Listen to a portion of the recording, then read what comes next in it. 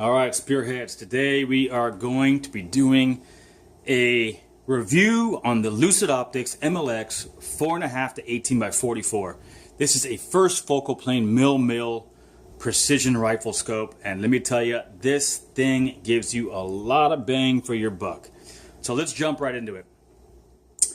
The first thing that I'm going to talk about that I love about this optic is the value. Okay, $650 retail price, but it hangs in there with some of the big boys. So this past weekend we had our first long range shooting course, and our instructor for the course was none other than MARSOC's lead scout sniper instructor, Jason Delgado, Bounty Hunter 4-3. Go check out his book on Amazon and do a pre-order. So Jason gave us a really great class before we even started shooting on target, and he taught us everything, you know, scope theory and ballistics and coefficients and things like that, you know, all the math involved in MOA to mils and etc. etc. Really great class. But after that was done, I took this bone stock Remington 700 SPS varmint and the LUCID MLX, and I was banging 1,060 yards within half a day. Now, make no mistake, a lot of that goes to the credit of Jason and his instruction, okay? But I would have never been able to physically do it if I had had a lesser scope. This scope hung in there with the big boys. We had guys on the line that had Night Force, expensive Night Force scopes, the high-end Vortex, not the the $800 Vortex that, you know, a lot of people are carrying, but some of the really, you know, higher-end ones. I think this guy paid something like $1,500 for his Vortex, and that was on sale or something like that. There was US Optics on the line. You know, our students got these for even less than the $650 retail, so big thank you to LUCID Optics for hooking that up for our students. I know it was appreciated, but we got a chance to play with those scopes while I was using mine. And let me tell you, this thing keeps right up with it. I mean, there was nothing that those scopes were doing that mine couldn't. They may have had a little more magnification, so they may have been able to reach out there and tag something much further out. But all in all, let me tell you, the clarity kept up. For one, the reticles were on point. The accuracy was great. I don't have any kind of complaints about the scope in relation to those quote-unquote, you know, higher-end, you know, brands, those super expensive brands.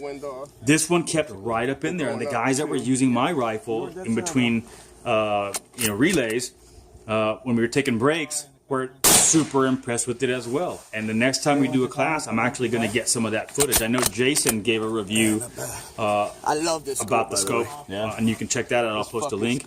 But everyone seemed to really like it. Jason was super enthusiastic about it. So let me go down, you know, the other things that I like about this thing. One, the value.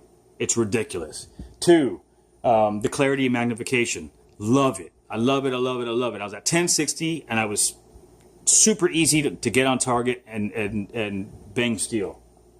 Three, the reticle for me works, totally works. Jason had a little bit of a difference of opinion on it for him, because he was looking at it from the standpoint of his past experience as a functional sniper in Iraq, like he said, jumping from rooftop to rooftop and whatnot. And so he has a different take on reticles.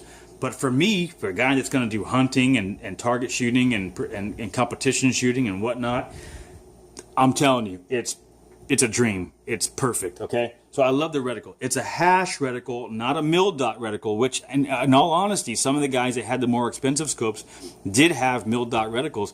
I like this better, and here's why. I find that the hashes are more accurate than the mil dots. Let me explain. So the mil dots are little black circles, right? It's kind of hard to really pinpoint where dead center of that little black circle is when you put it on target. You're kind of taking a really, you know, an intelligent guess at where dead center of that mil dot is. With the hash reticle, there was no question about it. You know exactly where that cross section, the crosshairs were. Also with the hash reticle, it gives you a little bit of a cheat because the hashes are a certain length, which translates into range finding if you know the relative size of the target that you're looking at. Okay, so if you put the hashes on target, let's just, for example, say it's something that's 42 or 40 inches across, and it fills the hashes, you can kind of guesstimate, or you can actually use that to tell your range. So for me, those hashes and the hash cheats, I call them hash cheats, were freaking awesome. I loved it. I have no beef at all with the reticle. I dig it. I like that it has lots of angle. I was at 1,060 yards, and I feel like I still had more angle to play with it. I feel like I could take it easily to 1,100. I mean, it's only 40 yards more. I felt like I could have pushed it up to 12. You know, I'm going to get a chance, hopefully next month, to take this thing out and really put some distance on it. And I'm going to try and go for like 1,700 yards. Why not, right? I think it can do it. I also like that the adjustments were not 1/4. They were not 1/8. They were 1/10, which is really, really great. Makes it easy, one, for math. Two, the mill feature of this thing made me not have to really do math. To be quite honest, a lot of guys were having to go from MOA to mills, and they were having to break out their mill masters and do the math and all this stuff and everything. For me, it was as simple as click, click, click. You know, I was going from mill to mill. So it was I call it a fast optic, because I was able to make dope changes super quick. Which leads me into the other feature that I like, and that is something that Jason went over on his video, was that slip turret feature. So a lot of times when you want to reset zero, you've got to take the cap off and get a coin or something like that and loosen it up and then reset zero. This actually gives you the ability to reset zero on a whim. So you come up, you do your clicks, and I like that it's got a good tactile feel and it's got a good audible click. But when you go beyond that, it's silent. Oops, let me go a little higher. And then you slip zero. So let me go back this way, and then I go slip zero and go back to my dope, and boom, I found it again. Easy as pie. So what that meant for me, and I'm really excited about this, because once I learned how to use that from our instructor, I was excited because I was able to take this rifle and zero it at 100, and then use my dope card for 1060, and literally slam this, lift it up and slam that over, elevation wise, so that I could to my 1060 dope. And I did it in about 10 seconds. Crank, crank, crank, bam, straight to the number, because I'm at zero. So I knew what my 1060 dope was. I just picked it up and started cranking it 2 evolutions. I think it was 13.1, so it was 2 full evolutions plus 1/10. Bam, I on target, send it down range, and I was literally on level with the bullseye. It's just that I had forgot to adjust my windage, and so I was a little bit left of target. Once I hit that, I saw that splash just to the left of the target, but actually parallel with the bullseye. All I had to do was make a windage elevation off to the right, and I put that sucker in there. Super easy. So I went from 100 yards zero, and cranked it over to my 1060 dope, and I took a shot at 1060, and I got parallel with the bullseye. One minor adjustment. If I'd have been a well-trained shooter or sniper, I would have been able to make that windage adjustment as well, or remember to do it, and I would have put it right on bullseye, going from 100 to 1060 in max of 30 seconds. So it was awesome. So for me, that was a really cool thing to accomplish as someone who was not trained as a sniper, not having a lot of long-range precision shooting experience, and I was able to do something like that. Which leads me right into the ergonomics, because I was making adjustments, the ergonomics of the turrets and of the focus and the magnification. Awesome. So these rubberized turrets let me give you another close-up view of that. The rubberized turrets are really ergonomic, okay? this is what I like about it. If you're on target right here, and you don't want to come off target, and you need to grab this thing, you don't want to be slipping around, you don't want to be fumbling for it, but you also want to be able to, if you can't see the movement, you want to be able to hear it, right? So you can hear it now. Okay, lock that down. Come out a little bit. You can feel it. So I like that about it. Nice rubberized grips, very smooth. Everything is nice and very ergonomic. The parallax adjustment is really big, and it's got lots of adjustment to it. I thought that was really cool. No fumbling around for parallax adjustments. I dug it. You know, to me that makes what I call it a very fast optic, okay? It was fast to dope in on something. It was fast to make adjustments. Everything was very easy and ergonomic. So I just kind of dubbed it, you know, I don't know if it's even a phrase in long-range shooting world, but I just called it a fast optic. That's just what I'm going to call it, okay? The only thing that I wasn't completely thrilled about was two minor things, okay? One, the pamphlets and the brochures say that this optic is in the Straylock ballistic app. Maybe it's on the paid side, but I could not find it on the free side, on the free app, the free version. And I looked 3 to 4 or 5 times for the LUCID MLX, and I don't know if it was disguised as something else. I just couldn't find it. If it's on the paid side, I guess I'll have to buy the paid version because I really like that app.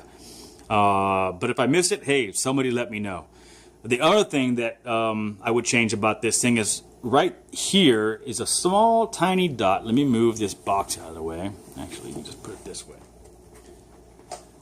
So right here is a small tiny dot. And you can see it better on the elevation. Right there. There's your dot for your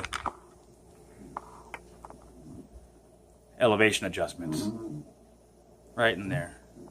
You can see if I can get some better light. Anyways, but that's where it's at.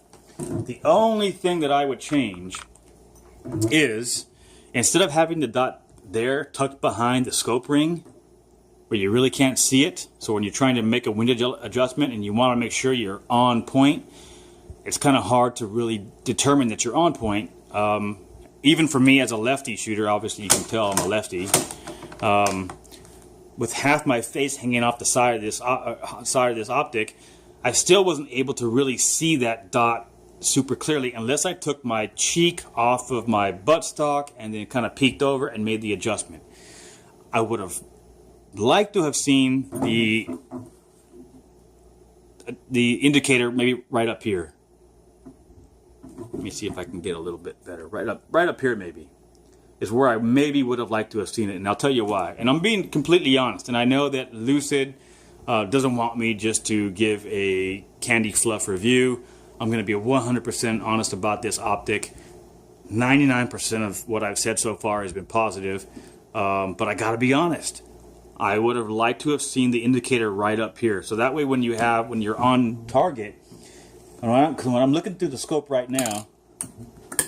And by the way, it comes with scope covers. Isn't that kind of cool? So when I'm looking through the optic right here, I can see everything great, but the second I open my eyes, I can't see anything past this ring. I can't see that dot in there, but I can see this bump right there. So if the indicator was right there, I could easily make my windage adjustments right up there by looking at it. That would help out a ton without having to come off and change position with the rifle.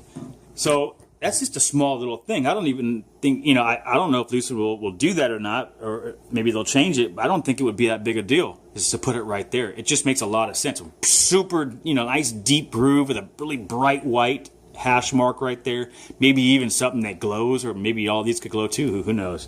But that's the only thing that I would change. So those two little things.